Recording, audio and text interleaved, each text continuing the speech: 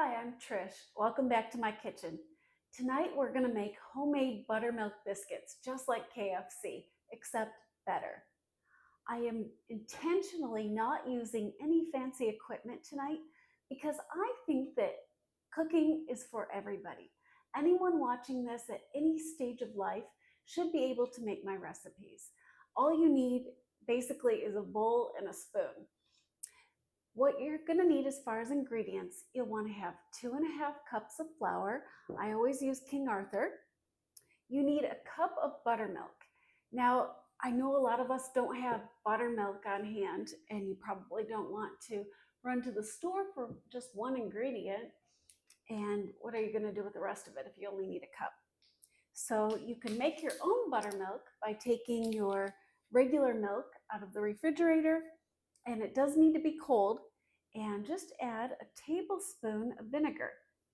It does not have to be apple cider vinegar. It can be plain white vinegar, or you can use lemon juice too. So you have a couple of options. We'll let that go ahead and sit for a minute.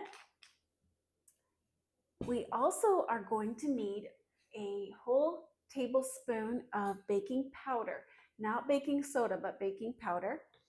And you want a teaspoon of salt, unless you're me and you're going to use entirely too much.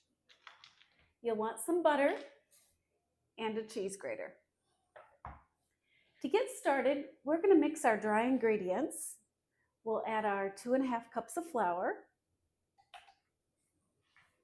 our baking powder,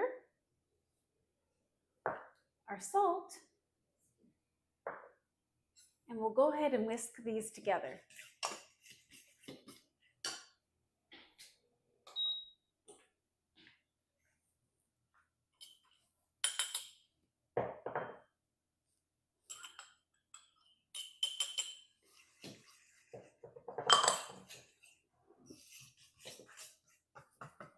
With our dry ingredients combined, we're going to add our milk.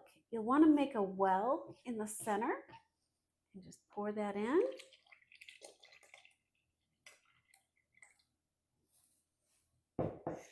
Okay, next we're going to take very cold butter. I don't know how this will work if you use something that isn't an actual dairy product. You might have success or you might not, but if you try it, let me know. I've got 1/2 cup of very cold butter, and I'm going to grate that into my dough. This is a lot like we did for our Cheddar Bay biscuits.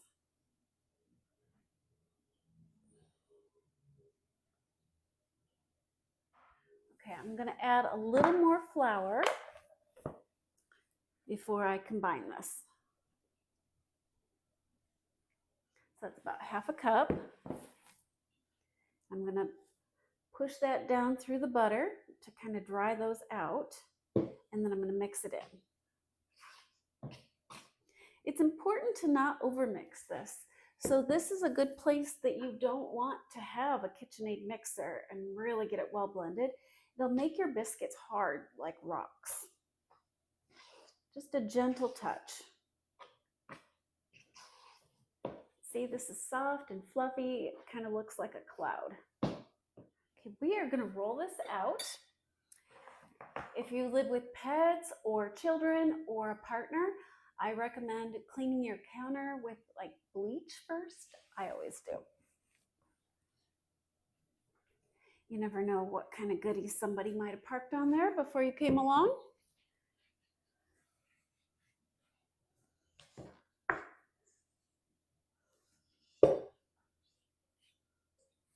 And when I'm working with dough and using my hands, I don't wear my wedding ring either.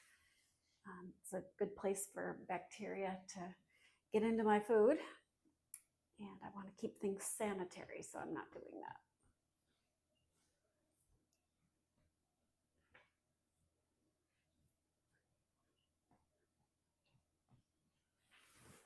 My dough is a little bit sticky, so I'm going to put a little more flour on it.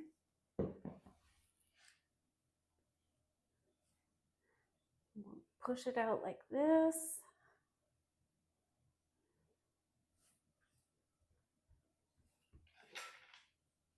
I'm gonna roll it out with my rolling pin.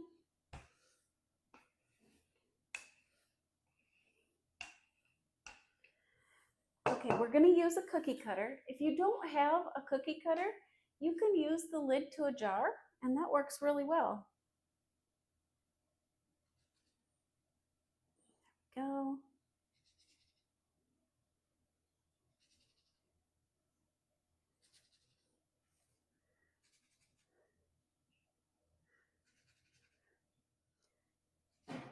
I'm not twisting this when I press down. I'm just giving it a little shake back and forth. If you twist it, it can pinch the edges and your biscuits might not rise as high. Now here's a little trick that you might not have seen before. I am going to stack my biscuits 2 layers high. This makes it really nice. They're very fluffy and they will pull apart easily. Your biscuits should be arranged on a baking sheet on top of paper so they don't stick, and you should have about 12 of them. And that's if you use just a regular size cookie cutter or a cup or a jar lid like I did. I stack them too high so that they'll be fluffy and easy to pull apart. So we'll stick those in the oven at 350 for about 10 minutes and see how they look.